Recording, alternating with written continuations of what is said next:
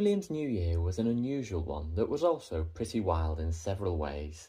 Firstly, we didn't spend our New Year at home, but in the countryside of Worcestershire. We arrived here just in time to see the last sunset of 2025 from a lovely little log cabin. William seemed happy to get here and explore our accommodation, but was a bit unsure when we ventured out, wanting his shoulder comforts. But after getting back to our base, having one of Mummy's brilliant buffets, and then getting to grips with some new water play opportunities, he seemed fully settled. We're here for a little holiday, but also for a practical purpose. This is to complete the penultimate stage of our mission to follow the course of the River Severn from its source to the sea. We started this stage just over a week ago, and after having a break for Christmas, and for me to rest a sprained ankle, we were ready to get it finished. We had a far from ideal beginning though, with William having limited sleep and seizures in the night. As a result, we opted for a buggy running leg, rather than hiking together as originally planned. This would give William a chance to rest, but I feared that our route would be full of accessibility problems, like the previous buggy section we completed. Despite all the issues and fears, we got started fine, although this wasn't until just before midday. Today's journey began in Upper Arley, at the site where I'd sprained my ankle chasing William in the dark a week earlier. It would end at Stourport-on-Severn.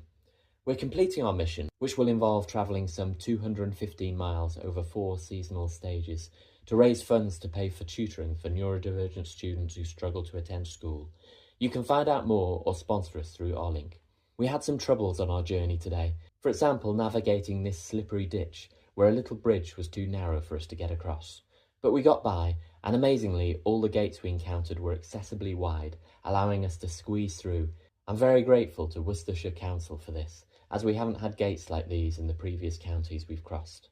In spite of his earlier seizures, William was in a content mood, and was even enthusiastic to get out when we passed a play park at around the halfway mark in Bewdley, giving me a chance to grab some lunch while he had a little stroll. There was another problem in the form of a narrow bridge. This time we definitely couldn't find another way around it, but managed to get across by taking off William's wheels.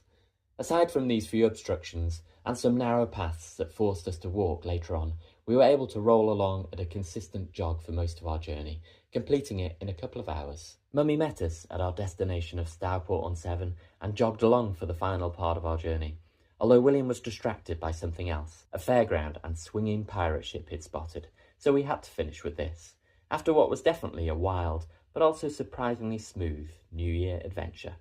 Join us for the final section of our winter stage tomorrow.